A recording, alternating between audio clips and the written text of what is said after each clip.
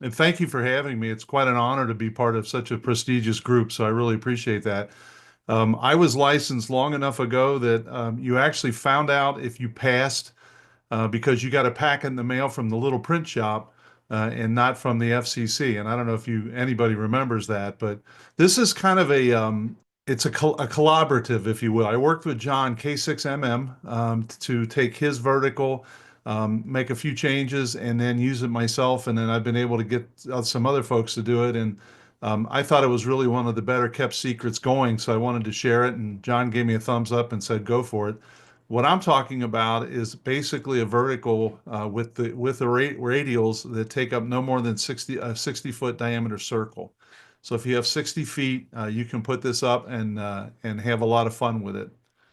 Frankly, you can have half of that, and I've known people that have a lot of fun with it. And that's how you get a hold of me if anybody's taking notes. I know you're going to have a recording. Um, what I mean by 160 meter small space vertical is that the entire footprint with all the radials is 60 feet in diameter. Also, Jim, K9YC, when I was doing research on the radials and the top hat and how to explain ground loss and how to understand it, Jim had quite a few excellent slides that I found, and I'm using some of those as well with his permission. So I'm kind of putting these together, and I hope it's something that you'll come away with and say, this guy doesn't know what he's talking about, but he gave it a good effort, or hey, that was pretty neat. I might want to build one of these. So either way, I think we'll be in good shape. So I'll be the chef. We're just going to use their ingredients and see what comes out of it. So just a quick overview on 160, because I do give this to different organizations where many of them have never been on 160. So it's a little history where you may not know this. I imagine a lot of you have been on 160. It's called the Gentleman's Band. I always thought it was the Gentleman's Band because of the way I've been treated in the 8 or 9 years I've been on there. Everyone's been great. I can stop and ask questions. People, um, they're just very friendly. It's just a good band of work. I've enjoyed the heck out of it. And the one rule, though, it seems to be for sure is to respect the DX windows, 1830 to 35 and 1843 to 53. Anywhere in and around there is fine. You are allowed to basically use any mode anywhere, but it's a good idea to kind of follow the band plan just to make sure that we're not wreaking havoc everywhere. As far as the propagation and what makes it a challenge is that you have ionospheric absorption and refraction, and that really is much different on 160 than on any other band I've been on. You get shorter hops with more loss, and the signals are typically weaker than on the other HF bands. And it took me quite a while to get used to that. It was just so different. It's best in winter months when darkness is more prevalent. Everyone probably knows that or has a feeling for that.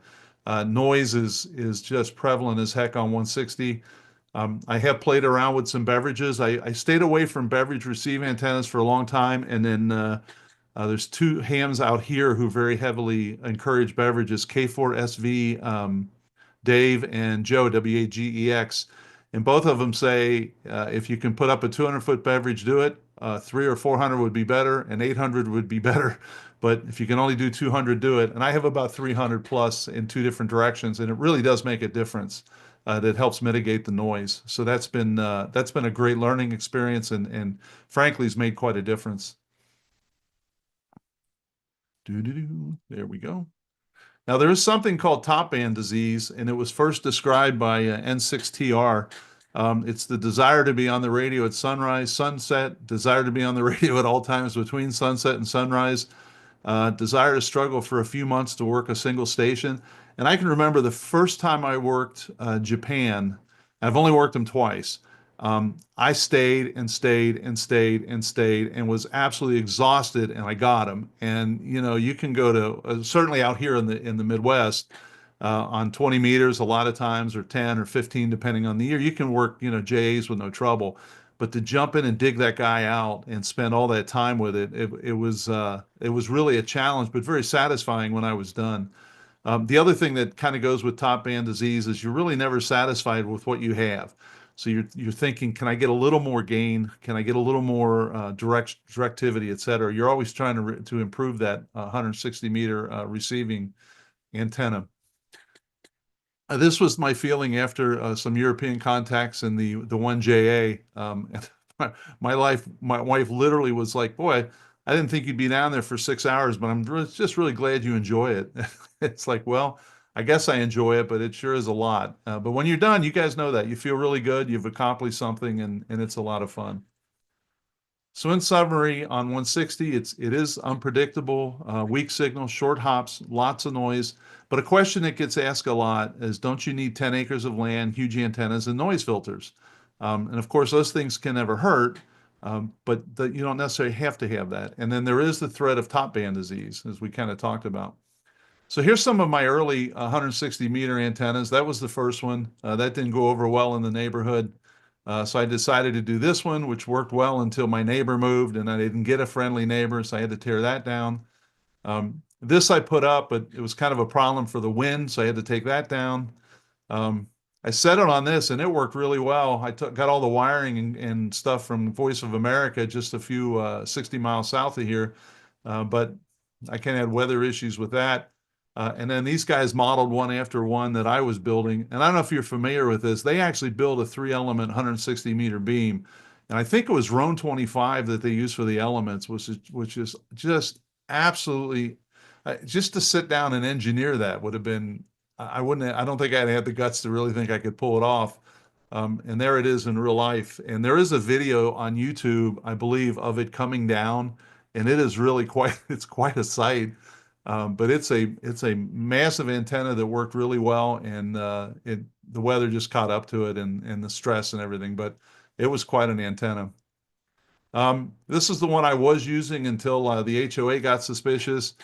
So I realized at that point I had to try something else. So that took me off to actually putting up an inverted L. And I found this very simple diagram in the aerial. I think it was ON4UN, I believe it was. Is that right? ON4? It's his book. It's a very simple antenna, and you can feed it with 50 ohm coax, and it worked really well. If you have the room, mine went up about 45 feet and then about 85 feet out, and it worked really well. It was very simple construction. I used part of an old dipole I had. I just kind of used that as the feed point and put some radials down in the leaves. And I literally did this in October thinking, well, I'll get something up and try it for the fall. And I was really surprised how well it worked. It was pretty flat, which really was very encouraging, and it was really effective antenna. So over the 2 years I used the inverted L, I had about 1,800 QSOs. I worked 40 entities, 15 zones, and 45 states. So I felt like, that worked pretty well for me for just putting up, 125 feet of wire in the air, 45 feet up. It worked pretty well. I did have 16 radials underneath it. There were a few problems with it, though. The directivity of it, small windows of propagation, and sometimes you want to get to different areas. The end of it ended on a tree that was, although on my property, the rope that hung down where I would raise it and lower it would swing, and it annoyed my neighbor she sat out and on her porch, and I hated the little snide Facebook remarks and et cetera, et cetera. But then there was always that disease, can I do this better? What can I do to increase it or to improve it? So, um, my current vertical, which is a 6 BTV, it works well or poorly in all directions, depending on whether your cup is half empty or half full. One of the theories, of course, is the more wire in the air, the better. And I've also worked with some guys who are all over 3D printing. And I thought, well, whatever I do, if I can find an opportunity to do something with 3D printing, that was cool. Not a requirement, but I was looking for that. And then I always like to do a lot of homework before I start anything. Um, and if I look at 160, the lower end I was looking for, if I did a quarter wave, that would be 128 feet, which I basically had. And if I did a half wave, it would be 256 feet. So now the question is, how do I get 256-foot vertical up in the air, and make it sustainable, right? So that was the challenge. Well, years ago when I was in high school, my aunt was a nun, and she was in the missionary communications group, and she was a very limited space. So my dad had built a 20-meter half-wave helically wound antenna for her, and it performed well enough. It performed well, and for what she was doing, it was great. So I thought, well, I wonder if I could do the same thing for 160. So I searched around, and that's when I came across K6MM. And he had a QST article and a lot of supporting stuff. So I decided, okay, that's pretty cool. Let's give that a shot. But like I do, because this is my nature, I had to make a list of requirements because otherwise it wouldn't be any fun to know if I met my requirements or not. So I needed something that was proven with readily materials. It has to work in the space I have, and it won't break the bank. So I wasn't going to build the Roan 25 four-element beam, but I wanted something in between. So those were my requirements. And I decided if it could be worked for 20, would it work for 160? So John said yes, and the other research I did said yes, if you follow this kind of a components of a shortened vertical. So there's a number of different pieces, and I'll break them down in a minute, but it has a capacitance hat, a loading coil, a vertical radiator, and a grounding system. And those are the pieces we'll break down here. So the purpose of the capacitive hat, which in my case is just two squares sitting at the very top, um, it's placed at the top to increase the bandwidth or to lower the resonant frequency. It does not radiate a significant amount of the signal, but it does increase the electrical length of the vertical radiator. So it allows that antenna to feel like it's a lot taller than it is. If you have no hat, the RF current in the antenna decreases toward the top, and now you're burning stuff down by the base, and you're just not radiating a lot of signal. But if you can increase the effective height, you reduce the losses by nearby shrubs and building as well in trees, but you do move the distribution point up. And just for fun, I did take the hat off and then I was able to get it to load, but it really had no effect at all. I could not hear very well. I couldn't work very well. So just an experiment. So I put the hat back on, and there's a lot more I could do with the hat that I haven't done. But boy, what a difference it makes. So now I get to the radial point. And this is where I found some reading that I wasn't aware of because I think I fell in love with if it's 160, they got to be really long. They got to be multiple wavelengths or quarter wave or something, but it has to be some multiple number, et cetera, et cetera. So here's the basic research is that power, of course, is lost in the earth near the antenna before it can be radiated, and you want to minimize that. And you can do that with a radial system or a counterpoise. Um, if you have poor soil, you should go with counterpoise or radials versus just a ground rod, which I had earlier before I put some radials underneath it. Um, K9YC said, when it comes to radials, don't let the perfect become the enemy of the good. In other words, if you can't put down 30 huge radials, put down 30 less radials and see how it works for you. But don't not do it because you can't put something down. I've had other guys, and I'll show you a picture of it toward the end. In Tennessee, he has a ton of old chicken wire fencing that he used.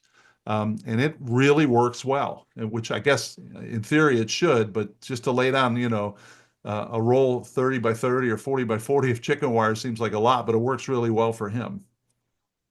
The signal is reflected by the earth far from the antenna, and it helps to direct the antenna.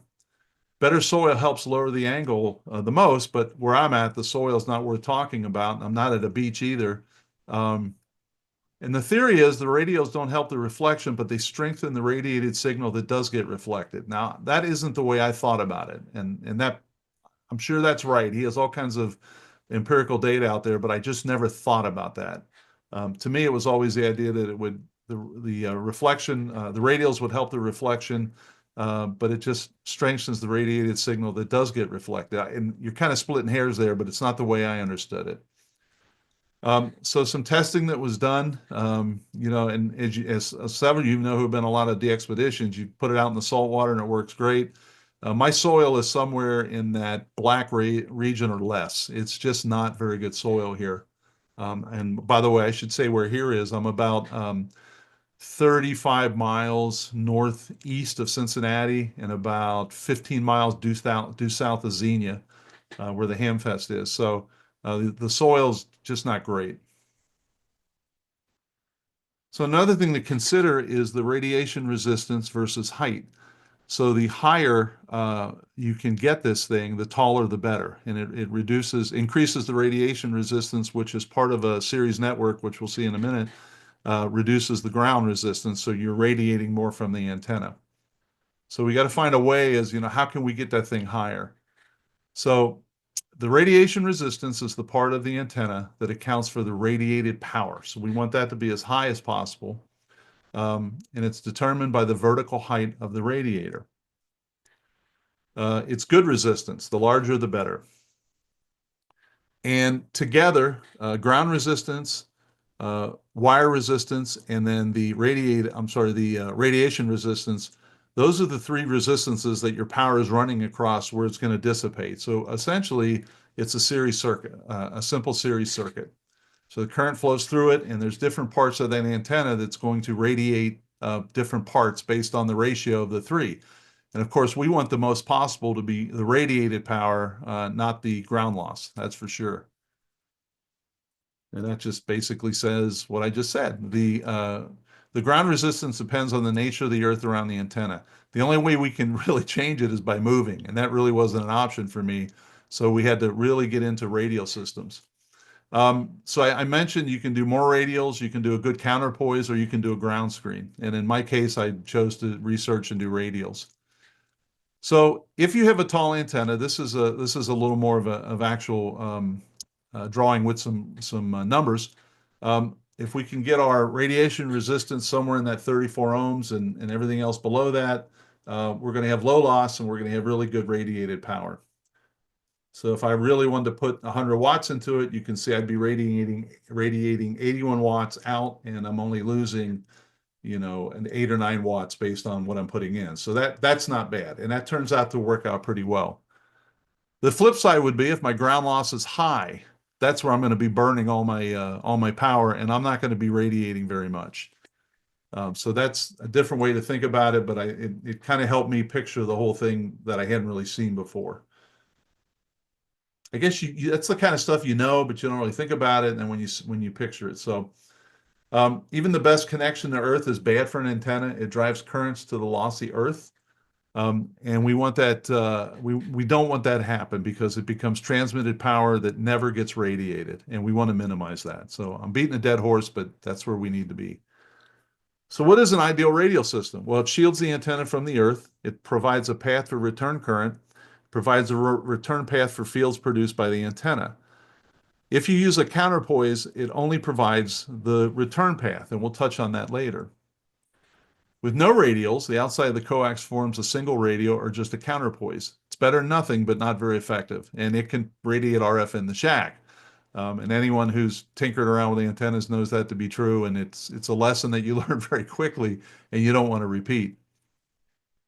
So the guidelines that I got from John, which were really solid, he recommends insulated wire. And we just went through 2 periods of 8 or 9 inches of snow, and everything's laying underneath that. So that's for sure. I took his advice. I did get number 18, which I happen to have before wire got so darn expensive. So I happen to have a couple of thousand feet of that. So that worked out well. I don't know what THHN stands for, but it's standard housing wire, a wire used in a house. I'm sorry. Number 14 is fine. And sometimes you can get that cheap if you buy a lot of it. We had a couple of 3 or 4 guys in the club go together to build this, and they got a discount at Home Depot. It's still very expensive right now, man. So his recommendations were with the best was 60 quarter wave wires laid out as symmetrically as you can. Many wires on the ground lengths can be random. That's very good. Symmetry is good, but most radio systems must be shorter in some directions because they run into buildings, roads, property lines. And I have some pictures of some guys who literally built this vertical and mounted it against their fence, a wooden fence. So they only had a half of a radial pattern. They only had a semicircle, and it worked fine. So traditional radial systems, we might put in 60 radials at each at 100 to 125 feet long, arranged symmetrically. That would be best. This is what I had in mind when I first started down the 160 path. And I thought, well, I guess I have to do that. So we have to put the antenna in the center of an open space with a 100-foot radius. Now, 160 radials, 60 radials, 100 feet long, 125 feet long. That would be best. This is what I had in mind when I first started down the 160 path. And I thought, well, I guess I have to do that. So we have to put the antenna in the center of an open space with a 100-foot radius. Now, A lot of y'all might be able to do that. I can't. I don't have that kind of space. So I thought, well, I can't do that. What can I do? And in reality, a lot of city and suburban lots are larger than 130 by 40, but some are smaller. And when you include the home and garage, it makes it a bigger challenge. So most of us need a plan B or a plan C or a plan D. So I went with plan C, and that was to use as many radials as I could. Each as long will fit in your space. So I had these radials ready to go, and then I continued my reading and stuff. And then I came across K9YC, and he said, don't use radials longer than the vertical height of your antenna. And that didn't resonate, if I'm allowed to use an antenna term, because I thought I needed these really long radials, and his argument was no longer than the vertical height of the antenna, not the electrical height, but the vertical height. And his study showed that current distribution causes longer radials to not work very well. If you want to use more wire, add more radials, not longer ones. And that was kind of a key aha for me. And I read through his stuff, and I'm not an RF engineer by any stretch, but it seemed logical to me. So I said, okay, I'm not going to do these 100-foot radials. I'm going to do a smaller circle of radials and see how it works out. So I took his advice, and he basically said it's better to have more than fewer. You can never have too many, but start with what you can do now and add more when you can. So all of that is kind of my thoughts behind this. It's like I said, a lot of different guys. I didn't do any of this on my own, but now it's time to take the ingredients and bake a cake. So now I'll show you the physical part of this antenna. And this was from majority of this is from a QST article in 2009. It was the No Excuses 160-meter vertical antenna. And this is the basic construction of it. It's three sections of PVC that slide in each other to a certain distance, 12 feet or 12 inches or something, or 24, I'm sorry, just to make sure it's mechanically secure. So overall, it gives you a 27-foot vertical, and I cut it for 1.825 megahertz, which was 256 5 inches, which was how much number 14 wire I needed. I'll put a capacitor hat on the top, 50 ohm feed line, and I'm going to put down 16 30-foot radials. And I got to be honest, I did this and I thought, I don't know if this is going to work because that is just not how I understood it, but let's see what happens. So there's a couple steps in building it. I did paint it because, I have this neighbor that sits on her deck and looks out and sees my rope swing. And I thought if she sees white PVC 27 feet in the air, that's going to be an issue. So I hired my grandkids to take the sections and spray paint them. I can ship them out there if y'all want to build this and you need somebody to paint it. Give me a few days notice. I'll get them out there. They're a little older than this now, but they took the whole task on. They did a nice job and they got it all painted. The connection on the bottom half, it's very, very simple. It's literally a coax connector with a ground lug on one side and then inside of the barrel. It's just the center coax goes right to the red connector, the red tie bolt, and just like that. And you start connecting the wire to it. Now, and I'll show that in a minute. Now, the way the tube sections interslide is I used a Gorilla Tape because once that gets moist, it expands. And I'll tell you, when these things expand, it's very hard to move. I still have bolts in them because I'm not asking for trouble, but boy, it really locks it in. It's a good mechanical tight lock with the bolt and the swelling tape. So that has really worked well. Now, here's where the 3D part of this came in because as I was wiring this, I'm 6'9". I've got very large hands. It's hard for me to do a lot of small space kind of stuff, and this paint is slick. So every time I had this 120 or 254 spool of wire, and I would spin it, and it would unspin, and it would shake, and it would slide down, and it would move and get tangled. And I thought, man, there's got to be a better way to do this. So one of my guys at work, who's a 3D guy, a 3D printing guy, I described it to him and said, "Well, what if I come up with a guide that you could just screw to the pipe, and that's what your wire will lay in?" I thought, well, that was brilliant. So let's do that. And this is what he came up with for me. And I have this. If anybody's into 3D printing, I have this file. I'd be happy to send it to you. That's what he came up with. And that's where it starts. So there's the feed point that's coming off the coax, which is on the other end, and you just literally wind this thing. And I use tape every so many feet to keep it secure. But you're just helically winding this the entire length of the antenna. Now the wire guide gives it a little bit of an oval shape, but I don't think that's affected anything. I mean, to me, it was just like using larger PVC. I don't think it's a big deal. But here's some other guys that have done things. One guy this is the one he has up to a fence. He had about 300 feet of network cable.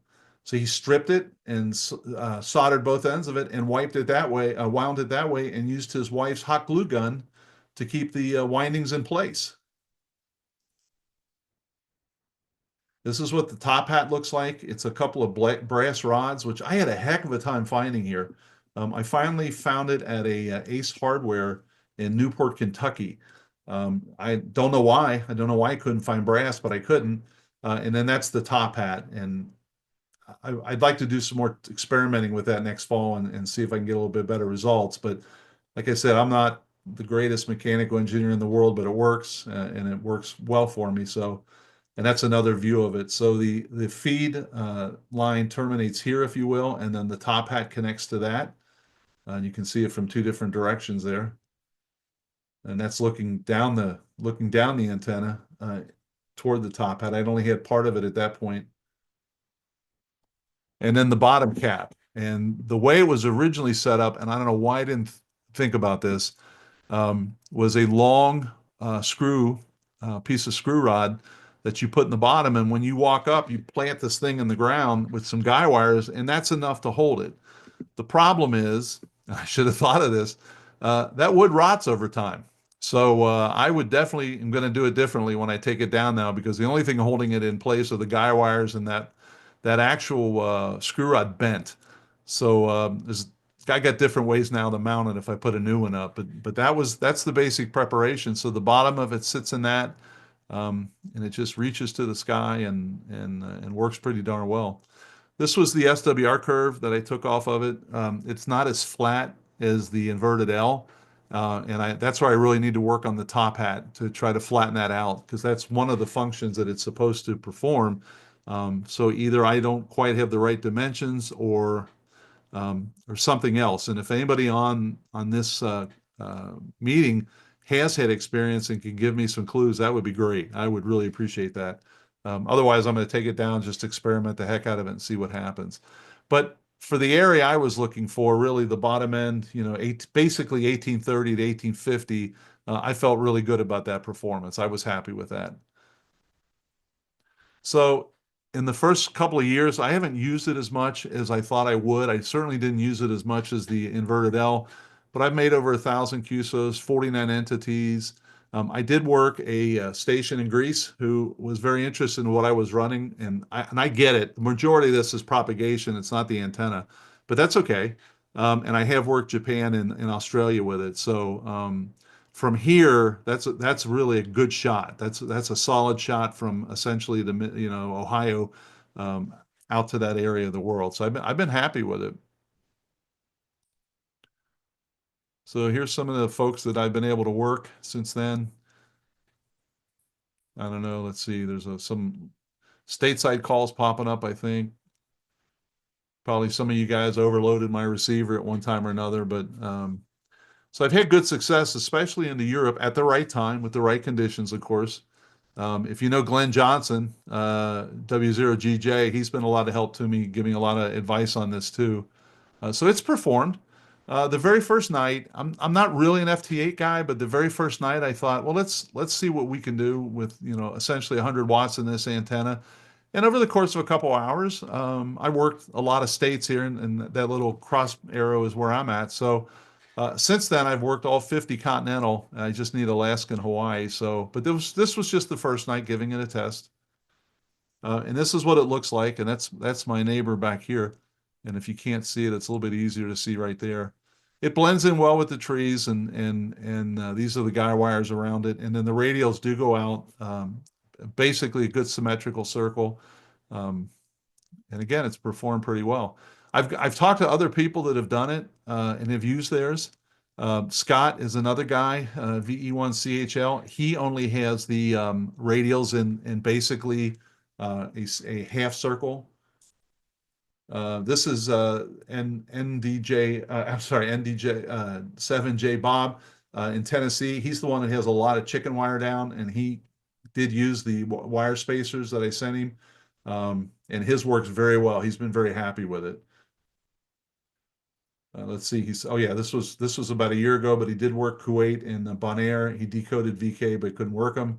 But overall, I have to say it's working, and that's what his looks like. So again, not really the conventional 160 meter antenna, maybe, but it seems to work well. Here's one from Vermont. Now, this is to me a brave soul because he probably used perhaps a circular saw to make those grooves. I don't think I'd either have the patience or the steady hands to make those grooves like that, but he did it, and I guess it worked for him. Here's I don't know if anybody knows K6GO, but she built one, and that's her rendition of it. This is Tim in Indiana. We had a phone call about this one. He's another one. He just put it right up against his fence. And I believe he's got, what's he say here? He's got 8 quarter-wave radials. He's very pleased with the performance. Jim has his mounted right off of his deck, 5 radials on the ground, and he's getting, and it lets you get on 160 when you can't otherwise. And that's what's been a lot of fun about it. Here's another one in the area. Now he's got a very nice implementation, it looks like. This was very impressive. This guy really wound this thing well. I was looked at that and I thought, actually at first I thought it was some kind of a tuning coil. It's so precise. But anyway, that is the antenna and the construction of it. And I have 3 shameless plugs, if I may.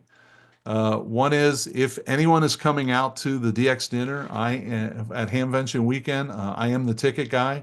So if you're interested, I can hook you up with some good seats. But I also have we have a DX mentor recognition program that we're working on in conjunction with ICOM, and we're trying to find DXers that are working with young and upcoming DX people. And ICOM's willing to, if you go through the application process, ICOM's willing to give them an IC 7300. We went last year. We got no one was nominated for this. And I thought that for sure there would be. There's nothing in this for our club. This is just us working with ICOM and Ray at ICOM to try to recognize some DXers. So if you have someone in your club that's working with, and ICOM said it has to be 30 or younger, but if they're doing that in some way or another, let me know because we'd like to at least get them, nominated. And who knows, maybe they could win it. And then finally, I do have, oh, look, let's go back real quick. I hate to miss that. I do have a podcast called the DX Mentor Podcast where I have all kinds of DXpeditions and experts on. And eventually, in a few months, we're going to try to go around and get a lot of different clubs to come on and tell everybody about their club, what their main focus is, et cetera. And I certainly hope to have you all on. So anyway, that's what I have.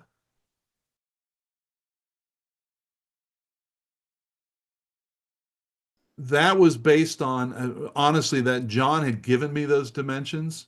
And I'd love to tell you I have some reason to do that. I don't. He gave me the dimensions, and I have not been able to find any design information on capacitive hats, to be quite honest. And I had sent John an email, and he really could. He's a very busy guy. Couldn't quite remember, how he got it, where he got it. So I honestly don't know. I wish I did because anything I do with it is just going to be make it bigger, make it smaller, and then see what the results are.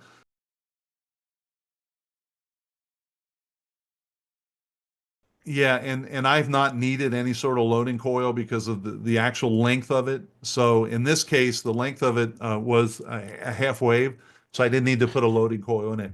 But if you had to go with a less, if you had to go with half the height, you'd have to have some way to compensate for that.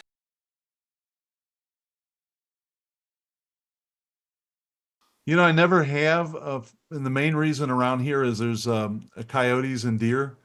So even my beverage, it's it's 4 feet off the ground, which sounds inconsistent, but the way I did it, it's held up by PVC with slits in the top of the wire. So if you were to actually put any force on it, it actually pops out. And then I got to remember, every 25 feet, I cut it, stripped it, and use wire nuts to put it together. So if something hits it, it will pop apart.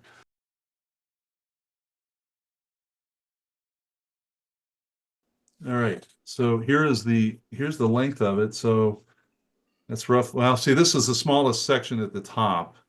So the number of turns per foot is going to change because it goes from 2 to 1 inches. But like in this case, that's about a foot. One, two, three, four, five, six, seven, eight, nine, 10. It looks like about maybe 18 on the upper section. I don't know how well you can see that, but there's the wire guide, and it actually it holds it very nicely.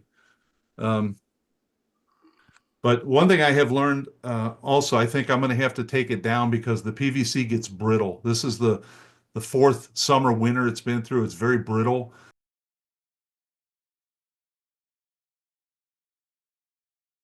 Yeah, there's several. There's 40 and 40 and 80, and there's a guy in Australia who built four 40-meter full wave helically wound verticals. I haven't done anything with that, but yeah, I don't see why I wouldn't. Appreciate that. It was an honor to be asked. I appreciate it. I'm here to help you guys with anything, so just let me know.